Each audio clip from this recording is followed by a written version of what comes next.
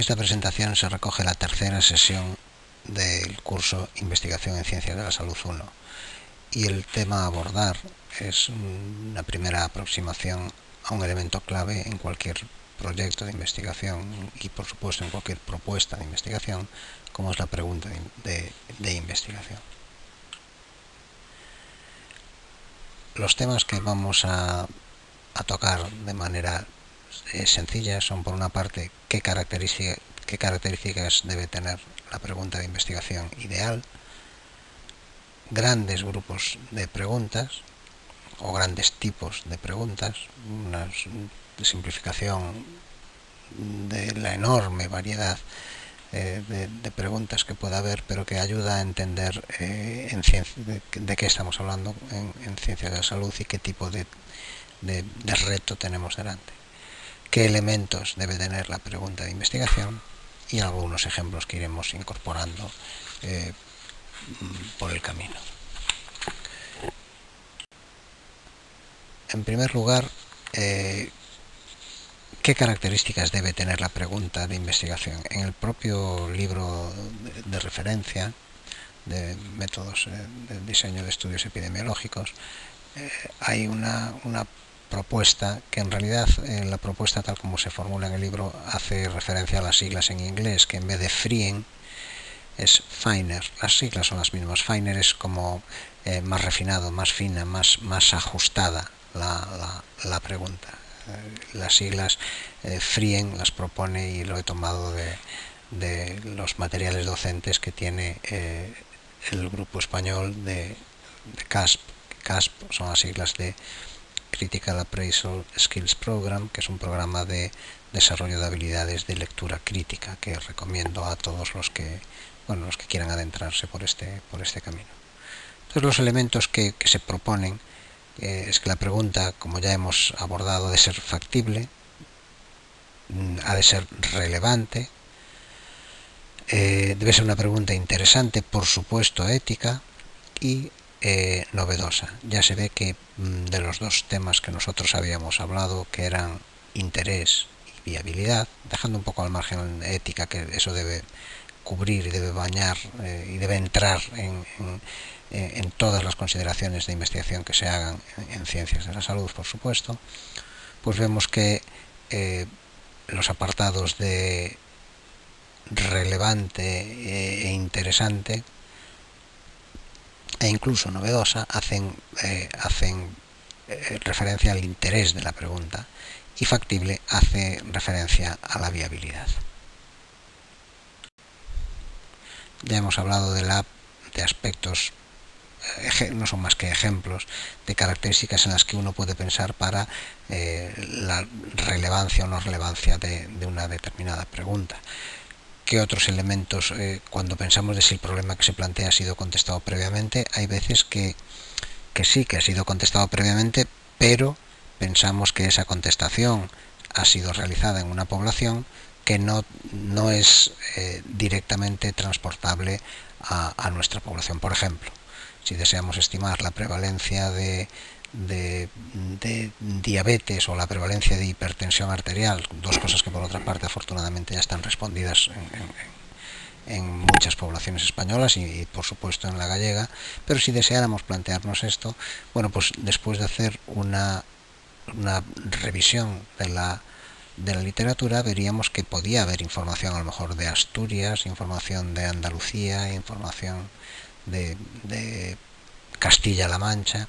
Si esa información en las diferentes comunidades autónomas, en zonas similares a la nuestra, es muy similar entre ellas, bueno, pues, y no hay ninguna razón que justifique el que en nuestro caso pueda ser muy diferente, pues no tendría mucho sentido plantearse un estudio que ya está respondido en otros sitios y probablemente sus resultados sean transportables a nuestro entorno. No sería razonable planteárselo, sería un esfuerzo perdido. Pero en cambio, si hay pistas que nos indiquen o hay algo que suscite la posibilidad de que la situación en nuestro entorno, sea Galicia, sea España en comparación con otros países o el que sea, pueda diferir de lo que se ha observado en otras poblaciones o en otras localizaciones o en otros grupos de edad, etcétera, etcétera, pues sí es relevante y tiene interés el estudio, porque lo que queremos contestar en realidad no ha sido contestado previamente, ya que no es de aplicación la respuesta, o es muy posible que la respuesta de la que disponemos en el exterior o de procedente de otros estudios no sea aplicable a la realidad en la que queremos aplicarla.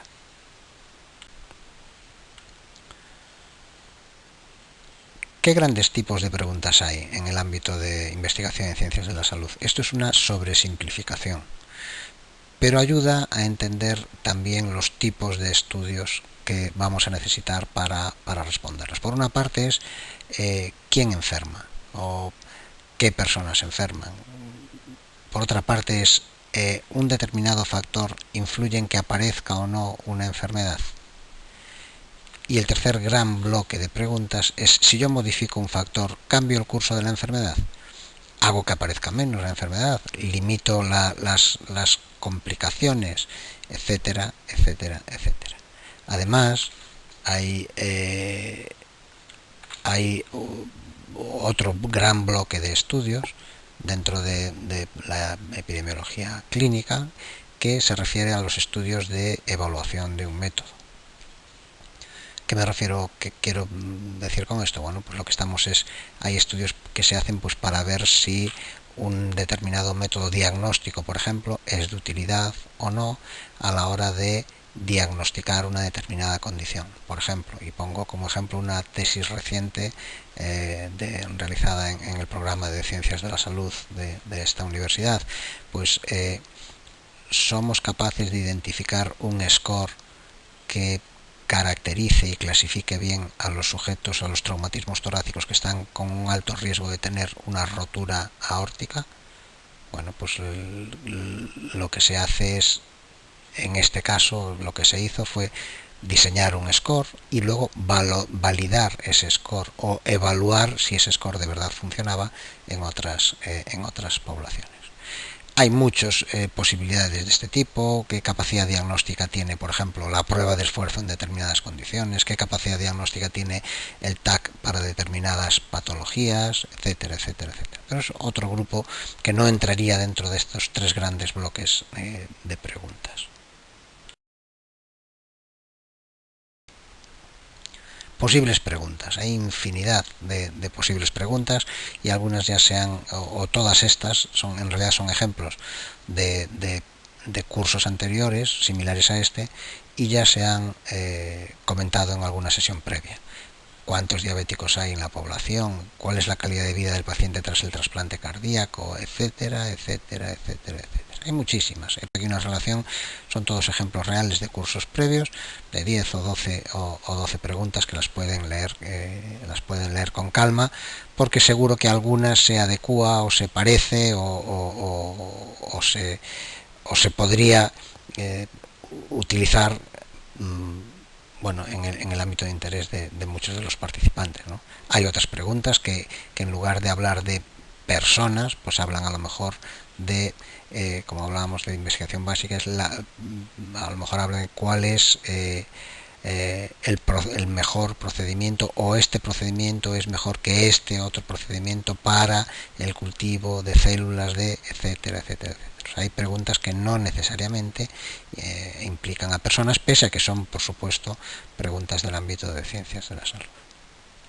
De las preguntas de ejemplos que estamos poniendo ahí, muchas de ellas, y esto solo es un apunte rápido, que son preguntas para ser susceptibles de ser respondidas fundamentalmente con lo que entra dentro del ámbito de la metodología cuantitativa, metodología de investigación cuantitativa, que es la inmensa mayoría de la investigación que vemos publicada en todas partes.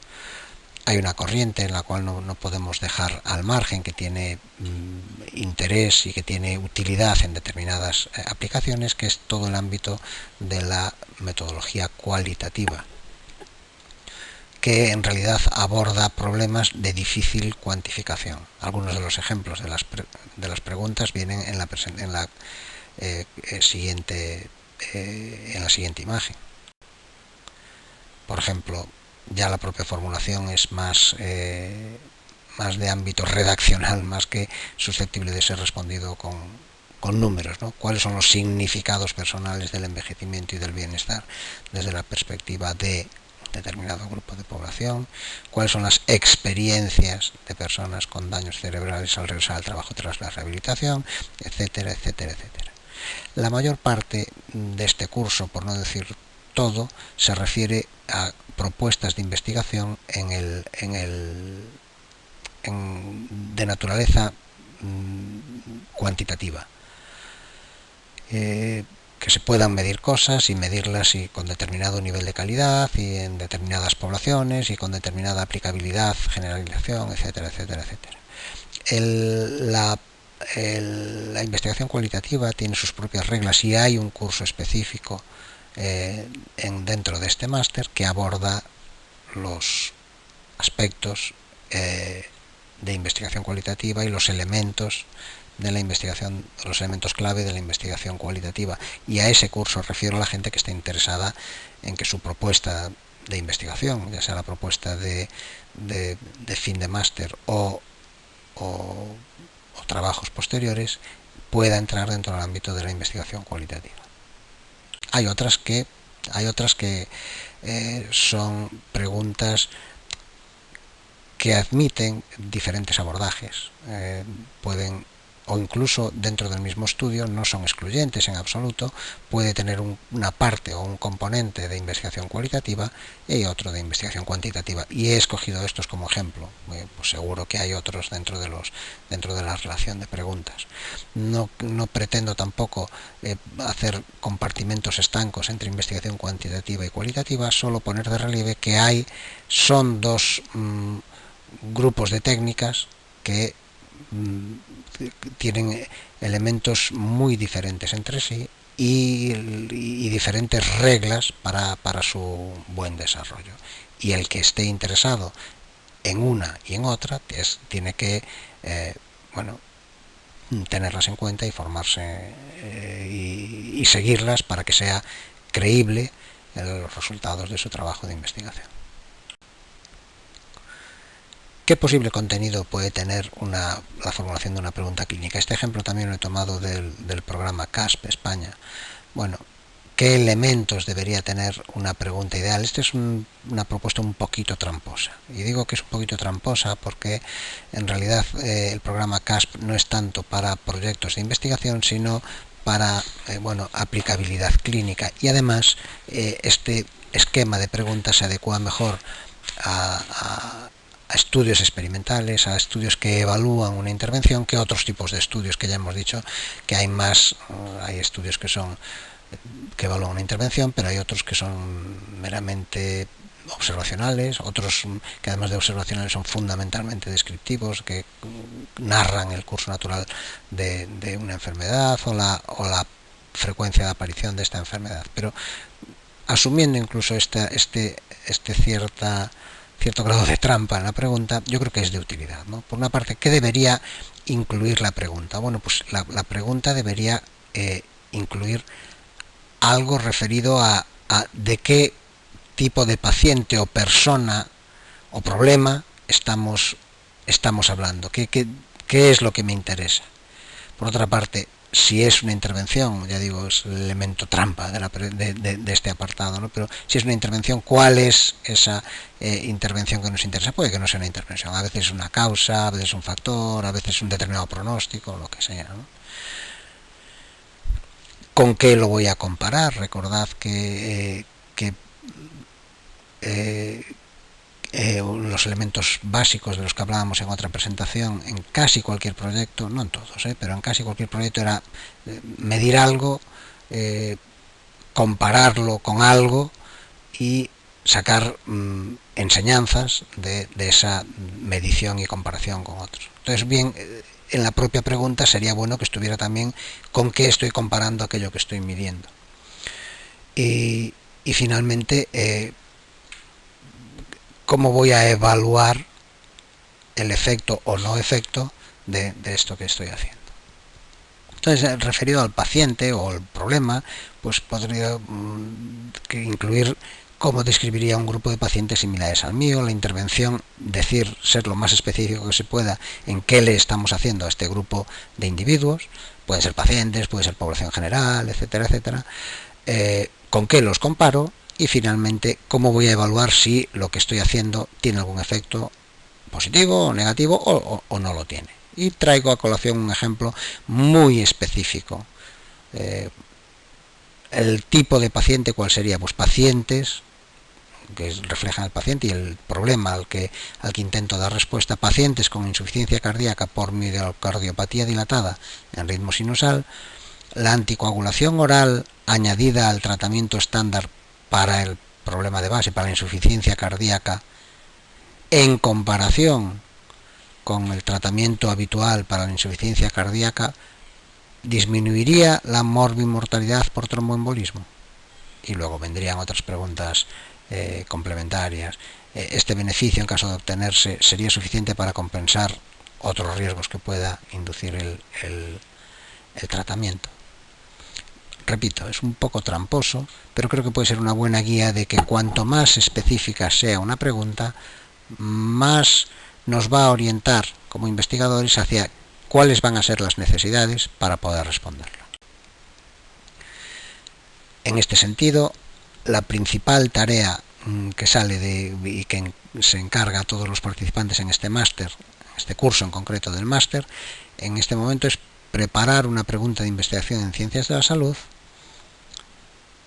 que cumple las características indicadas. No necesariamente tiene que ser, repito, una pregunta de intervención, y si no puede cumplir todas estas características porque no es una pregunta de intervención, pues bienvenida será, y enviarla